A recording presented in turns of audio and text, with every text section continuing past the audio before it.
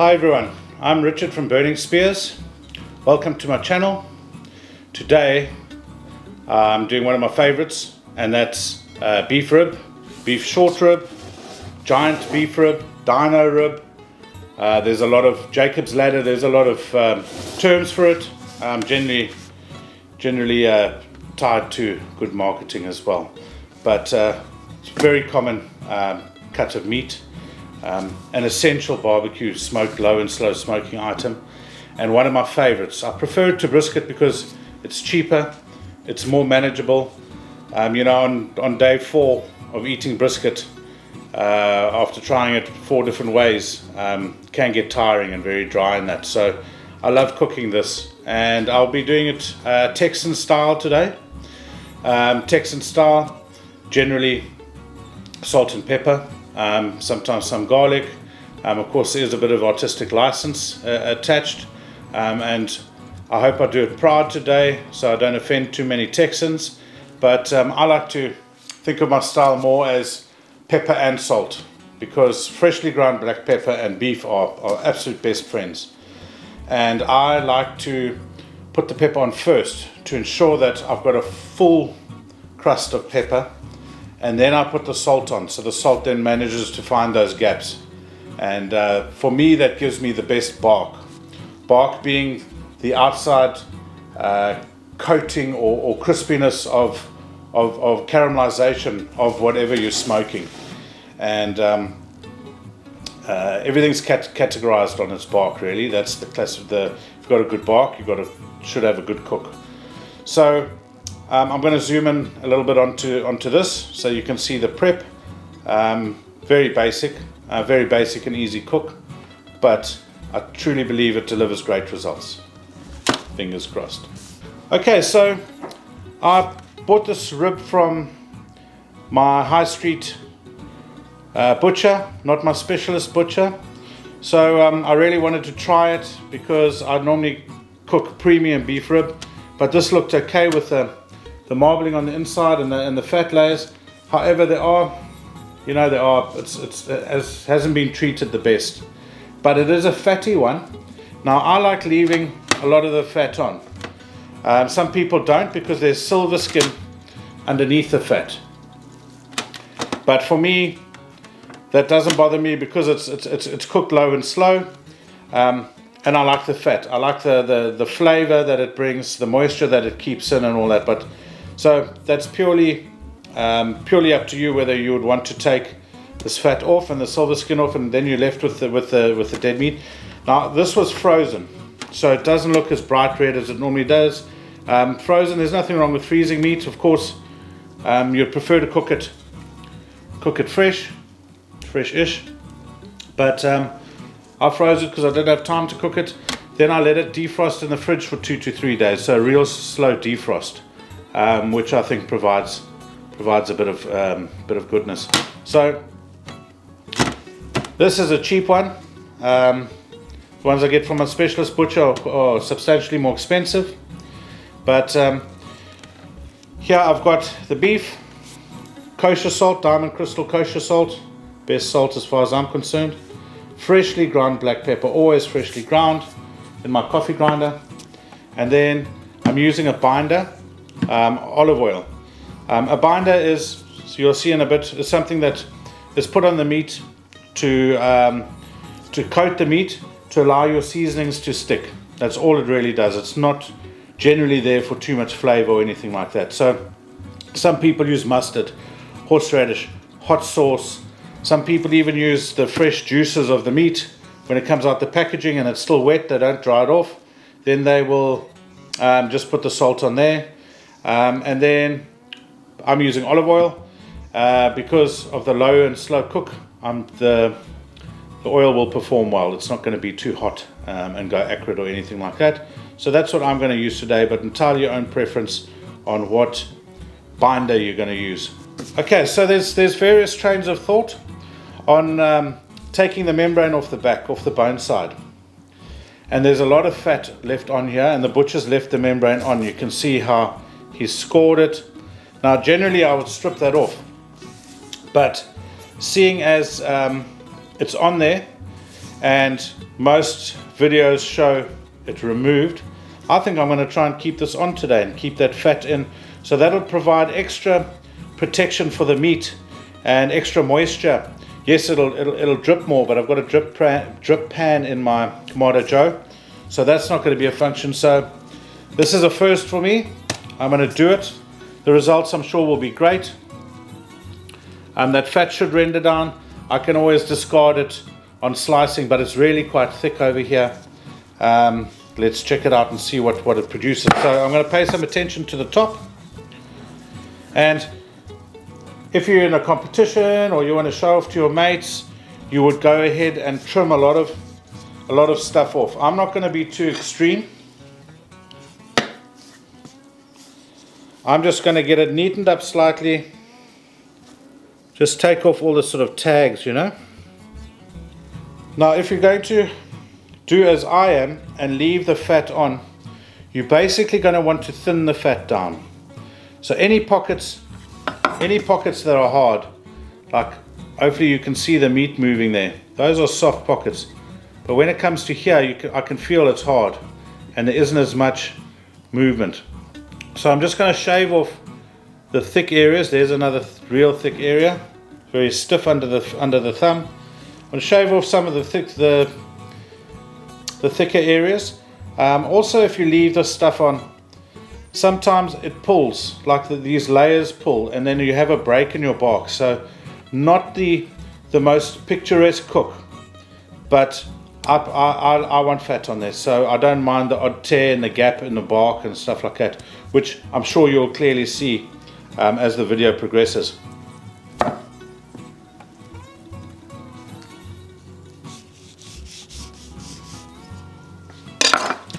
As you can see, I was a little bit too virulent in cutting the fat off there, so shaved through to the meat. Now if you're taking all the fat off, that's what you would want to see, that whole area exposed like that, so the silver skin comes off. I must admit the silver skin's not looking too thick on this one. Right, so I don't want to go too much more than that.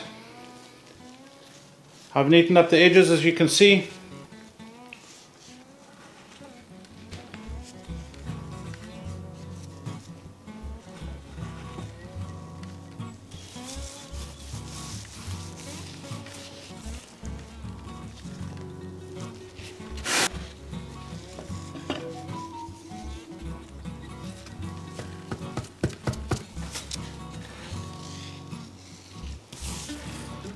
Okay, so you saw a lot of salt go on there. That's not a lot of salt because you're dealing with a thick piece of meat. That's a good amount of salt. And you saw the pepper go on first, and you saw me pay real attention to getting the pepper everywhere. So now I've got the edges all done. If there are any gaps like this, I'll just neaten it up with a bit, get all the flavor. So this is really your first and best chance of imparting a lot of flavor, and the best chance of getting a good quality bark is right here. So you want to go to a little effort on it. So what I do, because I absolutely love black pepper, some people might not agree with this, but I mix up all that's left over and I will put it loosely on top, and I'll just pat that in. Now what's going to happen is the oil from the fat, as it starts to render a little bit, is obviously going to come through, and it's going to tack that onto the surface, giving a real nice peppery bark on top of everything else. So that's the preparation. Okay, so I've got my Kamado Joe sitting at about 130. I like it at about 125 or 250, 125 Celsius, 250 Fahrenheit. That's the golden low and slow smoking temp. So it's been sitting at there. It's settled now. I've got clean smoke, barely any smoke coming out now. So it's clean smoke. I've let all of the smoke, the initial smoke up happen. It's up to temp, has been steady on temp for ages. That's the secret to a successful cook, is ensuring that your temperature is stable and that your smoke is clean. I'm using whiskey barrel oak stave chunks today. for the beef. I love using oak with beef. Mesquite is also another one of my favorites for beef. Okay, so I don't use chips, and I don't soak the wood chips for smoking. I don't believe in that. It's my own personal opinion. I use chunks. So these are two whiskey, from a whiskey barrel. You can see that they're staves. That's what I use. Oak because it's good, and whiskey barrel because it's way cooler than normal oak. Right, so just a little bit about the process. This is the process that I've been shown and learned, and it has worked for me every single time. So I haven't had to deviate or to look on the net for a tip to fix what's broken. It's a simple process. It's not the most technical process, but it works. Now, constantly on the internet, there's many ways of doing things. People showcase those ways of doing things. Sometimes they do things for a little bit of sensationalism or glamour, and the results are sometimes masked or staged or something like that. And then the genuine ways of everyone doing things differently makes it a very, not intimidating, but confusing space sometimes. So it's great to have a technique that you can rely on, that certainly when you're not trying to experiment or push the boat out, that you can just get your rib or your brisket or your smoked chicken quarters cooked properly. So the way that I do this is, of course, it's the golden temperature of 125 Celsius, 250 Fahrenheit that sort of sit at. With some other cooks, I will drop to sort of 110 Celsius. But generally, it's my standard way is at the golden temp of low and slow cooking, with a smoking wood that'll complement what you're cooking. So you just got to watch on what flavor wood or what type of wood you're putting in. But 125, I'll pop it in, and with a big piece like this, 2 hours. I was taught 3 hours, but I like to go in a little bit earlier. So 2 hours, I'll have my first look. Not that it's going to tell you too much, but then I will look to see if I need to spritz. I'll discuss spritzing in a bit. But I'm going to certainly pull the piece of meat, the rib out, when I'm happy with the bark. When the bark's got enough color, I'm happy that the bark's developed enough, and that the guideline temp that I'm going to be aiming for is in Celsius, 65 to 75 degrees Celsius. I'm going to pull in that range if I'm happy with the bark. I have done some cooks where I pushed it too far past the 75 degrees Celsius mark, and it's been a drier meat. Whereas incidentally, today with the fat and the membrane on the bottom, maybe I could just watch the top with spritzing, etc., etc. So there's always those little technicalities and things to consider and include and experiment with, but strictly down the middle today. I'm going to cook it conservatively, as I've mentioned. So 2 hours, check it, spritz it if it needs spritzing. Then I'll start checking. I'll do a temp check there, and then I'll start monitoring every sort of half hour. I'll see how quickly it climbs. You could use a meter probe or one of the other brands that you can view remotely, but I use them. But today I just want to show plain simple bare bones. So we will then take it out when I'm happy with the bark and it's in that temperature range. Sometimes it surprises you very quickly. So you just got to, as you get closer to your sort of your temperatures that you want to do the next stage at, your temperature starts to climb quicker and quicker, and stall sometimes. That's a whole other subject. But then you want to keep an eye on things. So keep an eye on it. Then I'm going to wrap it, and I'll discuss the wrapping. Then it goes back in until it reaches the internal temperature, which I'm going to aim for, which is sort of like the 95 degrees Celsius, 203 degrees Fahrenheit. I don't want to take it too much past there. I might pull it out a little bit before, because I want to slice on it. I don't want to have it shredding and all of that. I want a controlled slice on it, like a brisket slice. I'm going to slice it brisket style today, which I think is the best way to do it, in my opinion. So that's the whole process. It'll make sense as you see it, but it's great for me just to sort of outline it so I can refresh this old brain on this cold UK, almost wintry morning. Hopefully next time you see me I'll have a beer in my hand, because you need to stay hydrated. Okay, so we've been 2 hours on the dot. Temperature's been super steady. And look at that, you can see how it's pulling away from the bone here, which shows the cook is progressing perfectly. Let's just check the temp quick in Celsius. So I'm really happy with this bark. I think this bark is pretty close to there, and the temps are almost there for me. So what I'm going to do is I'm going to spritz it with a mixture of apple juice and cider vinegar. Spritzing adds a new layer of moisture for smoke to stick to, and it also stops a lot of moisture from coming outside to evaporate off the surface of the meat, thus keeping it inside. It's not about adding flavor or anything like that. So you just want to, you don't want it to be running off and taking all your seasoning with it, but you just want a good spray. So because it's so close to temp, I'm probably going to come back in a little under half an hour and just double check. So we'll be wrapping soon. Okay, so I must admit we're close to 3 hours in. I got caught up doing a bit of gardening. Says it's over, but that's close to the bone. Okay, so that's coming out right now. So I've pulled the beef rib out, and I'm wrapping it. It doesn't need another spritz or anything like that, as I would do with pork, but I'm happy with the bark. Temperatures are good. Now it's going to get wrapped, put back in the smoker until it reaches the internal temp of 93-95 degrees centigrade, when I will rest it.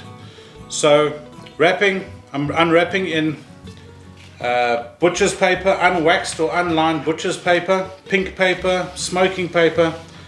I'm putting the beef in here to preserve the bark, because moisture can move in and out of paper, whereas foil, of course, it can't, and you would end up with like a grey steamed mess if you were to use foil. Some people foil their briskets. Doesn't make sense to me, but this is my way of doing the beef rib, and it has great results for me, so let's not waste any more time. Another little trick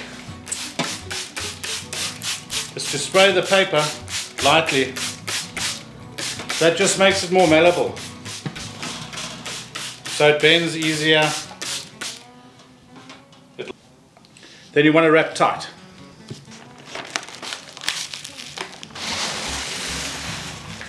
And it's on the first wrap where you pull it, get it nice and tight.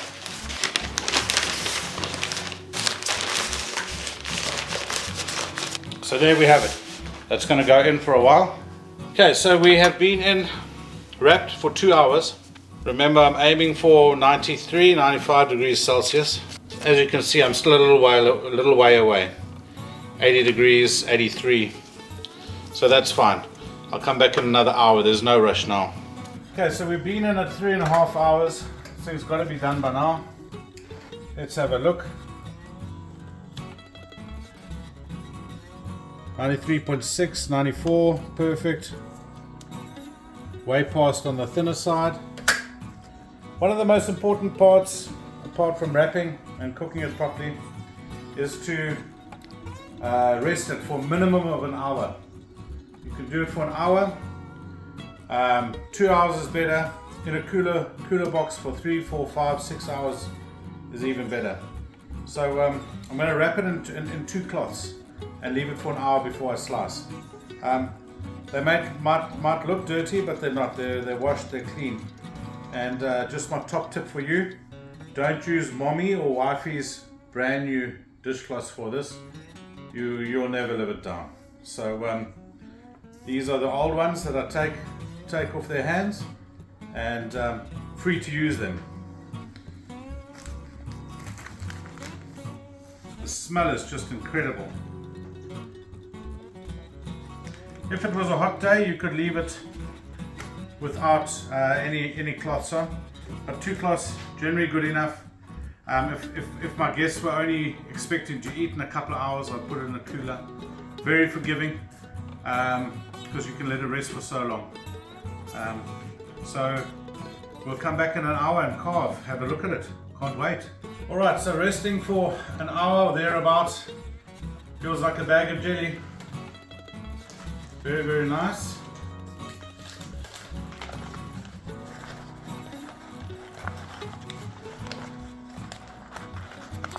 Alrighty. There you go. There you have it. So here you can see the fat and membrane. It did its job, I think. Meat is super juicy. Those bones pulled out as you saw with no resistance. And then the bones ran this way. So we're going to cut against the grain this way, like a sort of brisket slice.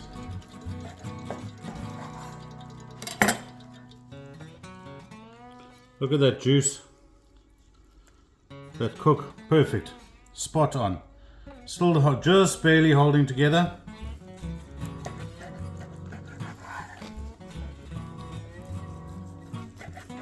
It's just so juicy and beautiful. Okay, so now I'm going to dish up with some cream cheese and chive mash, some green beans, and a beautiful dark brown chocolate gravy.